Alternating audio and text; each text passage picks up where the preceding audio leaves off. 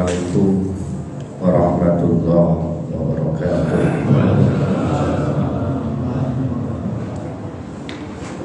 Bismillah, alhamdulillah, wassalatu wassalamu ala rasulillah, la hawla wa la quwwata illa billah.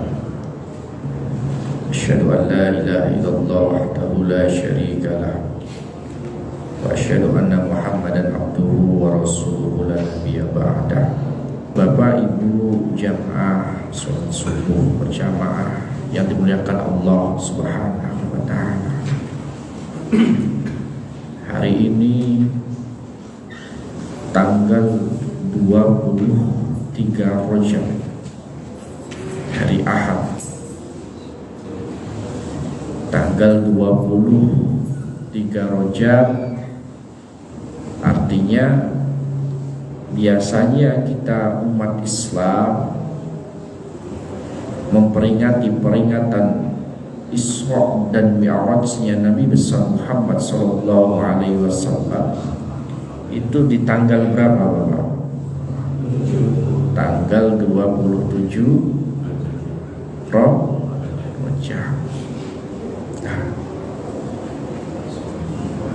ketika kita ingin membahas, menelisik tentang hikmah kejadian-kejadian yang begitu dahsyat yang dialami oleh Kanjeng Nabi Muhammad SAW,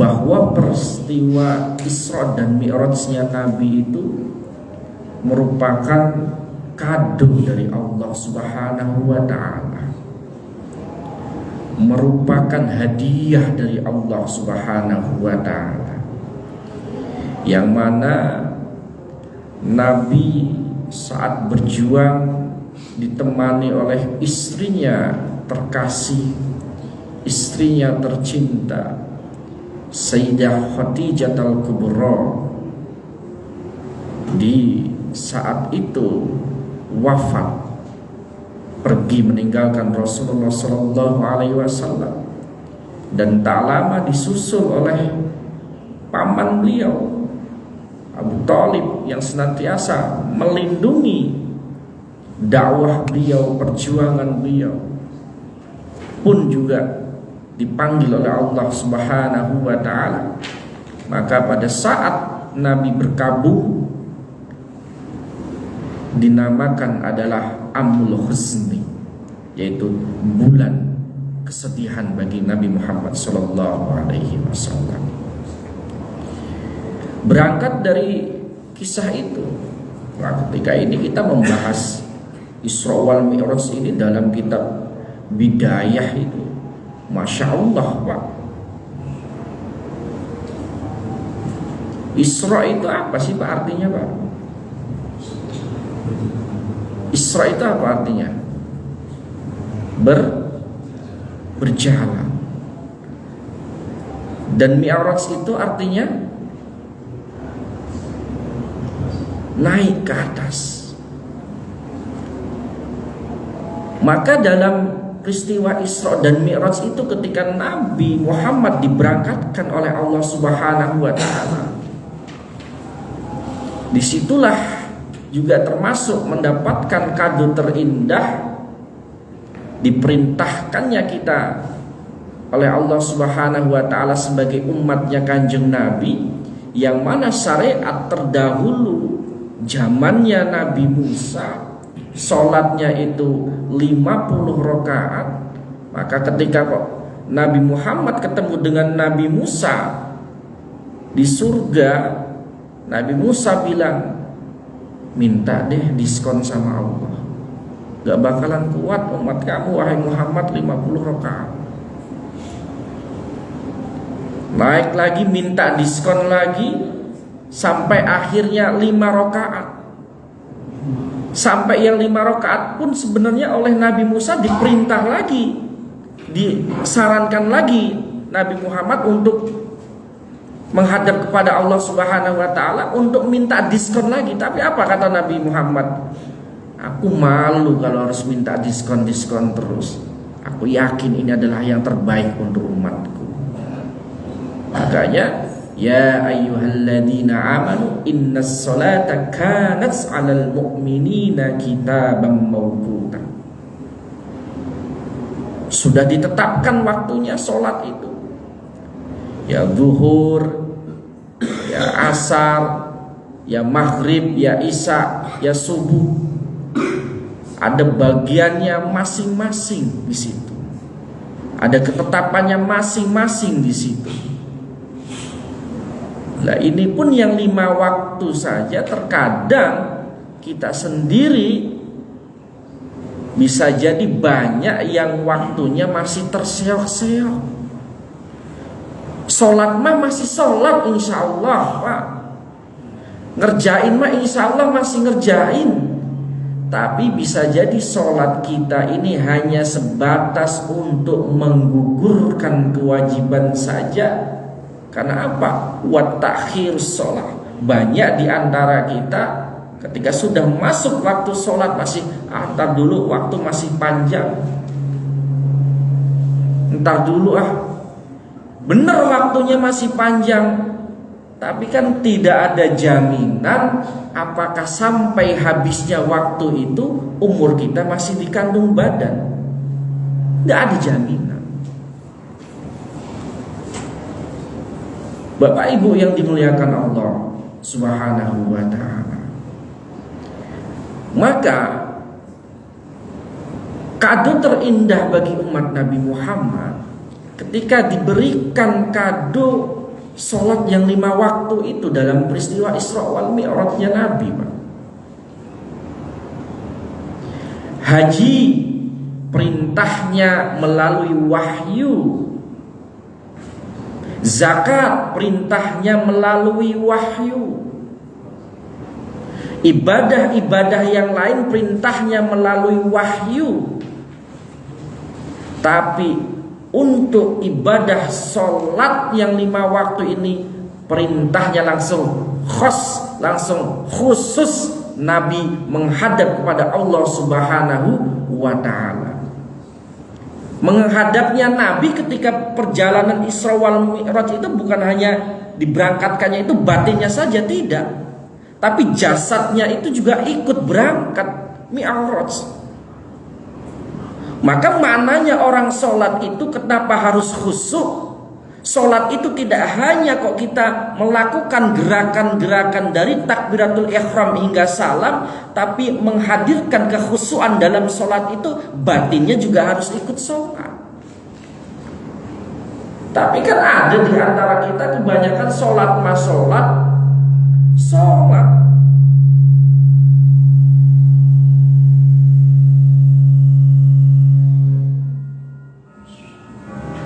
Kita tetap sholat, Pak.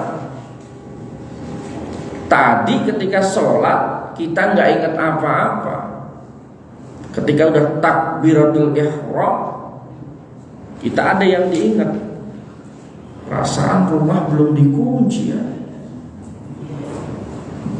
Itu yang bapak-bapak.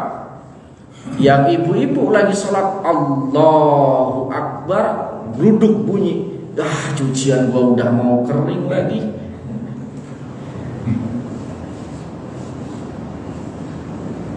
Ya alhamdulillah masih mending secara zahir kita masih bisa melaksanakan sholat, menggugurkan kewajiban. Jangan nunggu bisa khusyuk dulu baru kok kita mau sholat. Tidak, sholat terus agar kita khusyuk. Lah caranya bagaimana kalau bagi kita orang-orang yang awam ini? Secara bacaan kita tidak fasih, secara hukum-hukum sholat kita juga belum mengerti. Nyari amannya bagaimana? Ya nyari amannya jamaah. Dalam fikih misalkan sholat berjamaah, imamnya tidak khusyuk, di antara jamaah itu 1, 2, 3 orang atau 10 orang atau 15 orang atau 40 orang, ada yang khusyuk 1 saja, diterima oleh Allah Subhanahu wa ta'ala. Dari 100 atau dari 1000 jamaah ketika sholat, jamaahnya tidak ada yang khusyuk tapi imamnya khusyuk, diterima sholatnya. Bahkan imamnya tidak khusyuk, jamaahnya tidak khusyuk, tapi barisannya, safnya tertata dengan rapi, dengan baik, itu adalah termasuk kekhusyuan, kesempurnaan dalam sholat. Makanya imam selalu mengatakan saffu suffa, luruskan safnya. Nah, ini terkadang pernah terjadi di kiai-kiai desa, di kiai yang ada di pedesaan kayak gitu. Ketemu sama anaknya, Pak. Anaknya baru pulang dari salon. Anaknya pulang dari salon perempuan. Ditanyain sama abahnya, sama bapaknya, "Dok, kamu dari mana?" "Saya habis rebonding, Pak." Lah, rebonding itu emang artinya apa gitu? "Ya ini lurusin rambut, Pak. Lurusin rambut." Wah, rebonding lurusin rambut. Lah ini kan biasanya bapaknya pakainya sufu vakum, pengen yang sesuatu yang baru dong, Pak. Ketika madep ke belakang ke jamaahnya, "Bapak, tolong semuanya softnya direbonding ya, Pak." Softnya direbonding maksudnya softnya diluruskan, tapi enggak, softnya direbonding. Lah di sini, lah hikmah di sini, Pak, pentingnya orang mengetahui dahsyatnya peristiwa Isra Mi'raj ini. Karena peristiwa Isra Mi'raj ini tidak bisa diterima dengan akal mentah, tapi yang bisa menerima adalah keimanan. Makanya para orang-orang Quraisy, para sahabat-sahabat yang saat itu sudah memeluk agama Islam, ketika diceritakan Nabi baru pulang melaksanakan Isra wal Mi'raj, itu banyak yang tidak percaya, bahkan keluar lagi murtad dari Islam. Itu yang sudah masuk, apalagi yang belum masuk. Makanya orang yang pertama yang mempercayai peristiwa Isra wal Mi'raj yang Kanjeng Nabi itu adalah Abu Bakar As-Siddiq. Karena Isra Mi'raj itu tidak bisa diterima dengan akal. Li'annal Isra wal Mi'raj Nabi sallallahu alaihi wasallam al-qanunillah wala qanunil bashar. Peristiwa Isra wal Mi'rajnya Kanjeng Nabi itu adalah kekuasaan Allah yang tidak bisa diterima dengan akal. Lah kalau sekarang ada astronot yang bisa sampai ke bulan, bisa sampai ke sana, 1400 tahun yang lalu Nabi kita sudah sampai ke sana. Sudah sampai ke sana. Lah, coba Bapak ketika baca di situ. Lah, orang ketika dia kok tahu peristiwa Isra wal Mi'raj dan dia implementasikan dalam ibadahnya, dalam muamalahnya, dalam kehidupannya sehari-hari, maka dia akan terus memperbaiki hubungannya terhadap sesama. Karena apa? Seseorang dia tahu betul hubungan dia terhadap Allah Subhanahu wa Ta'ala tidak akan sempurna kalau tidak ditopang dengan hubungan yang baik terhadap sesama. Maka ada istilah ibadah sosial itu tidak kalah penting dengan ibadah ritual, Pak. Lah, ibadah ritual kita itu yang tadi, kita sholat, kita puasa, kita umroh, kita haji, itu adalah ibadah ritual. Tapi ada ibadah sosial. Lah, setelah kok ibadah secara ritualnya sudah kita implementasikan dalam kehidupan kita, akan membawa dalam kehidupan kita dalam bersosial itu tidak akan memandang orang dengan sebelah mata. Kalau orang Jawa bilang orang gampang ngecewo. Istilah orang Jawa ada yang bilang ngono ya ngono tapi ojo. Dia akan paham bahwa hidup itu adalah sawang sinawang, saling melihat. Dia akan paham becik ketitik Allah ketara. Yang baik akan kelihatan, yang buruk akan kelihatan. Dia akan paham. Itu Isra wal Mi'raj. Bahkan as-shalah rasul ibadah. Sholat itu adalah pokoknya ibadah. Orang kok mau sholat, orang kok masih sholat, insya Allah baik. Insya Allah baik. Makanya ada satu juga yang dikatakan ma farqu bainal kuffar wal muslim, atau ma farqu bainal muslim wal kuffar as-shalah. Yang membedakan antara orang kafir dan orang muslim yaitu sholatnya. Nah, kalau kita masih mengaku muslim, ya kita kerjakan sholat itu. Kita laksanakan kewajiban itu. Andaikan Pak, mohon maaf, seluruh manusia yang ada di dunia ini pun nggak sholat, Allah pun juga nggak rugi, Pak. Allah nggak rugi. Allah tidak tidak rugi sedikit pun. Akan tetapi sholat itu untuk apa? Sholat itu untuk kita sendiri menata kehidupan kita, menata batiniah kita. Maka dalam poin-poin yang saya tulis di situ, sholat itu akan melahirkan haibah. Sholat itu akan melahirkan roja, pengharapan kepada Allah. Kita tidak akan merasa angkuh. Ketika orang sholat, dia akan masih butuh. Ketika kita sholat sedang sujud di situ, kita benar-benar sedang menghamba pada Allah Subhanahu wa Ta'ala. Dan ketika sudah mampu meresapi dari setiap gerakan sholat itu, maka kita akan mampu merasakan setiap getir manis pahitnya kehidupan di dunia ini. Bahwa ada ibadah sosial yang harus kita perhatikan.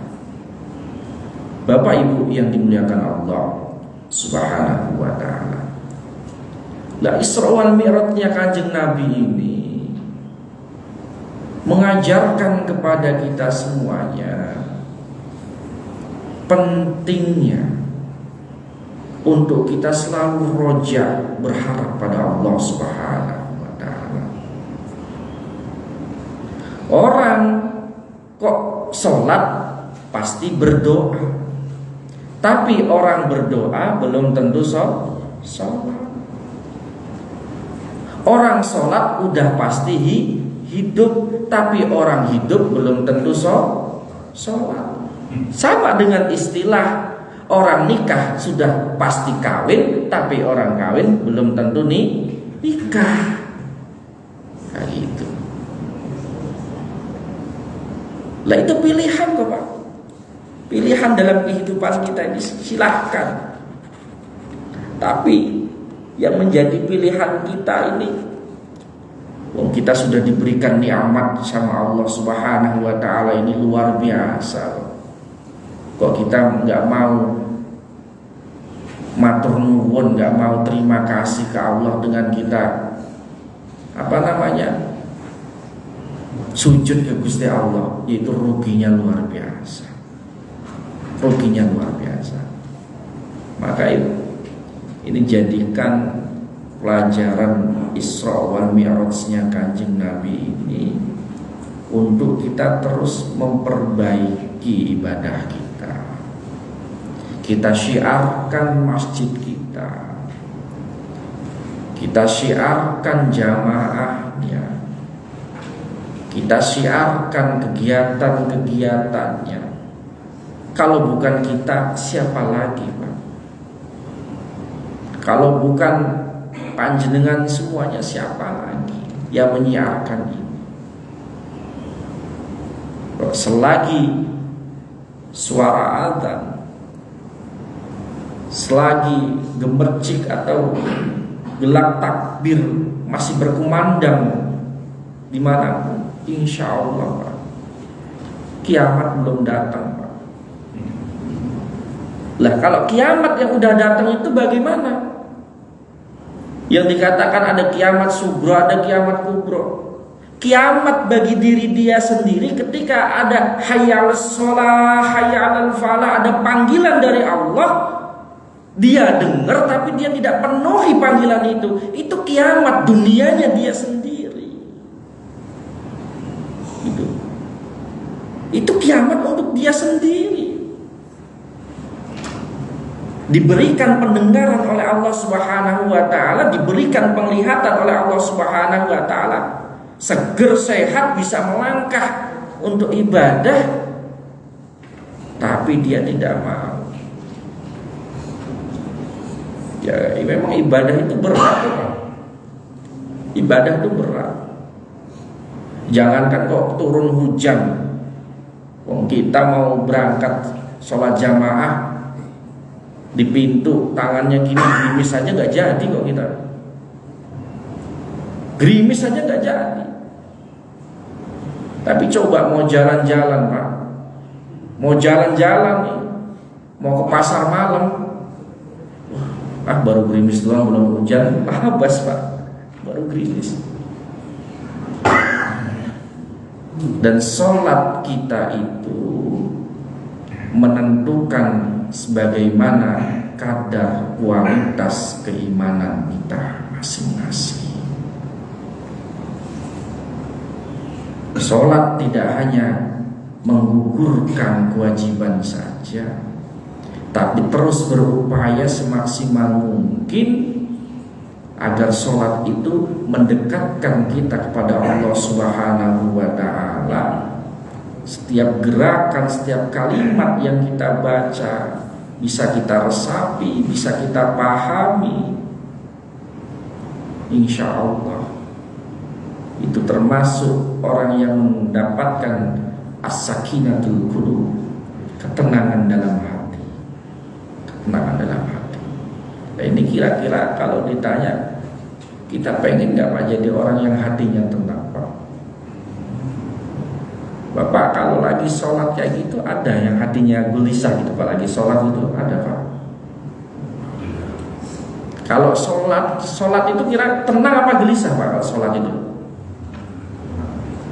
tenang apa gelisah Pak? Tenang ya.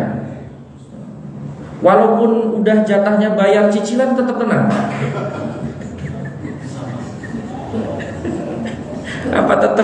Apa sholatnya tetap waduh cicilan ini.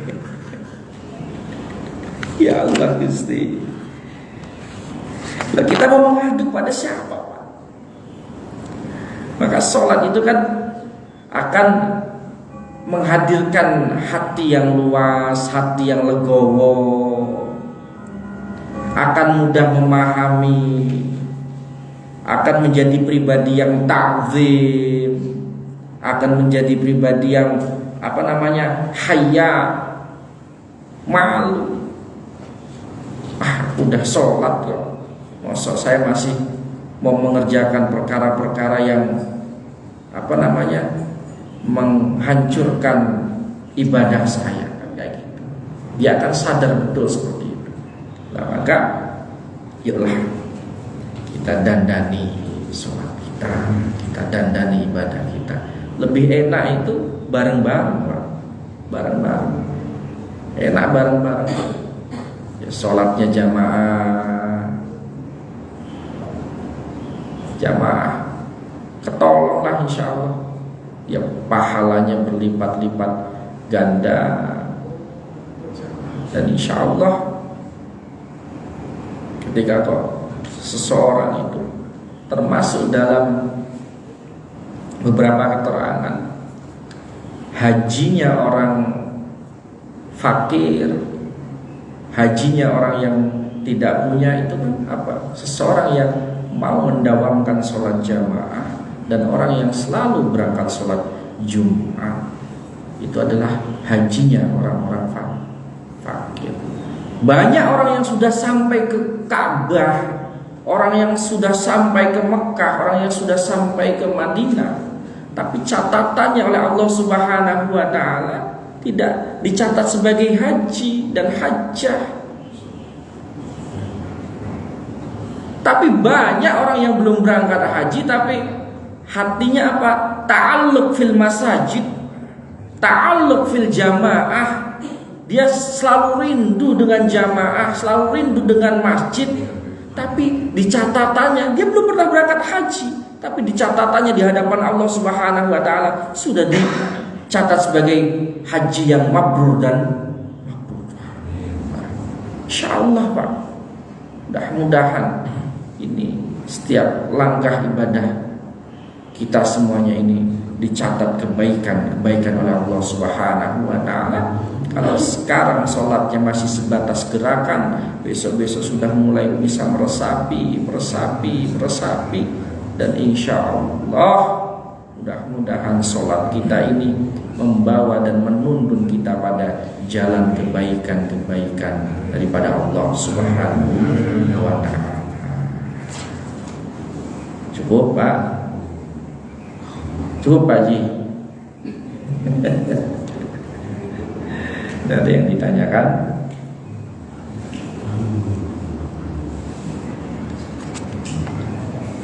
Ini sebagai penutup Pak, ada dalam hadis hikayat di kitab Al-Mawa'idul Usuriyah itu ada namanya Abdullah ibn Mubarak. Abdullah ibn Mubarak itu berangkat haji. Beliau itu asalnya dari Baghdad. Abdullah ibn Mubarak ketika berangkat haji sedang iktikaf di depan Ka'bah, mimpi ketemu Rasulullah. Dalam mimpinya Rasulullah bilang kayak gini, Abdullah, kalau kamu nanti pulang ke Baghdad, kamu cari orang ini, namanya ini, ciri-cirinya seperti ini, rumahnya di sini, ini. Rinci Pak, diceritakan. Bangun Abdullah ibn Mubarak gak yakin kalau itu Rasulullah. Bangun dari mimpinya, langsung baca la haula wala quwata illa billahil aliyyil azim. Lah kalau Abdullah ibn Mubarak yang mimpi ketemu Nabi, insya Allah saya hakul yakin. Tapi kalau kayaknya potongan kita kok mimpi ketemu Nabi, saya kok agak ragu. Kalau Bapak bilang mimpi basah, saya percaya Pak.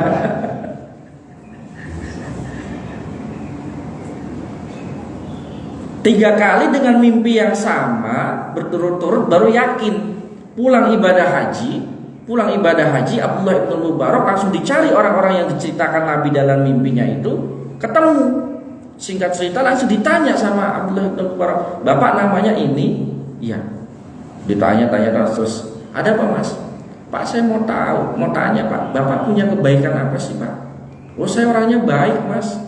Saya itu selalu, kalau ada orang yang butuh minjam uang ke saya, berapapun saya selalu pinjami. Tapi dengan satu syarat, kok dia minjam kepada saya 1 dirham, dia mengembalikan ke saya harus 2 dirham. Apa kata Abdullah bin Mubarak? Itu nggak boleh, itu haram. Coba kebaikan apa lagi? Oh, saya punya 9 anak, 4 laki-laki, 5 perempuan. Lah, di antara 4 laki-laki dan 4 perempuan itu, karena saya merasa sayang dengan mereka, saya carikan jodoh gak ketemu, akhirnya anak-anak saya yang sekandung ini saya nikahkan antara satu dengan yang lainnya. Wah, itu juga gak boleh Pak, itu haram Pak. Coba kebaikan apa lagi? Lah, ini anak saya yang perempuan yang nomor 5 ini, cantiknya gak ada yang nandingi di sini. Saya carikan jodoh gak ketemu, saya carikan pasangan yang sekufu tidak dapat. Lah, karena saya sayang daripada dinikah orang lain, anak saya ini saya nikah sendiri. Itu juga haram Pak, gak boleh kayak gitu. Terus nikahkan lagi Pak. Apa? Ya, saya satu saat lewat rumah perempuan, dengar ada suara beberapa anak nangis kelaparan. Percakapannya, bilang sama ibunya, Bu, kita ini udah 1 minggu nggak makan, Bu. Gimana, Bu? Kita apa mau makan apa cuma minum aja ini gimana? Terenyuh, Pak. Namanya siapa itu? Namanya Bahram al-Majusi. Makanya Majusi itu kan orang yang menyembah api, itu namanya Majusi. Kaum yang menyembah api. Lah Bahram al-Majusi itu akhirnya terenyuh, terketuk, Pak. Hatinya itu pulang ke rumah, ngambil bahan makanan, ngambil semua muanya apa, uang dan lain sebagainya, dipikul sendiri, diantarkan sendiri ke rumah itu. Orangnya senengnya luar biasa, kelaparan bisa makan. Ya Allah, didoakan yang baik-baik. Akhirnya nangis Abdullah ibn Mubarak. Iya Pak, itu suatu kebaikan. Terus bapak tadi Bahram al-Majusi bilang, sebenarnya Mas, ada apa sih kok tanya pada saya? Gini Pak, dalam mimpi saya yang pertama, saya ketemu dengan Rasulullah. Diceritakan mimpi seperti itu. Pertama, Rasulullah mengucapkan salam kepada panjenengan. Wah, gemeter Pak. Yang kedua, kata Rasulullah, Allah ridho sama jenengan, Allah ridho sama Anda.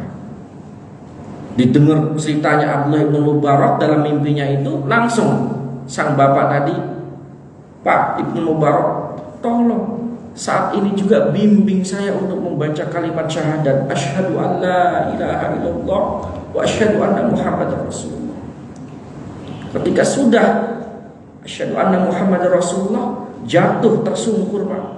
Ternyata wafat Pak. Wafat dalam keadaan husnul khotimah. Yang padahal kalau kita lihat dari awal, itu perbuatan haram apa yang enggak itu? Riba iya, anaknya sekandung dinikahin, nikahin anaknya perempuan sendiri, bikin walimah pernikahan anaknya sendiri. Itu udah kejahatan yang haram yang luar biasa. Tapi ternyata sebab kebaikan nolong orang yang lapar, Allah ridha, sehingga sebelum dicabut nyawanya oleh Allah Subhanahu wa taala, dengan kalimatnya apa yang diberikan kabar gembira, ya ayatuhan nafsul mutmainnah irji'i ila rabbiki radiyatan mardiyah fadkhuli fi ibadi wadkhuli jannati. Ya Allah, istighfar. Itu wafat dalam keadaan husnul khotimah. Nah, mudah-mudahan semuanya kita wafat dalam keadaan husnul khotimah.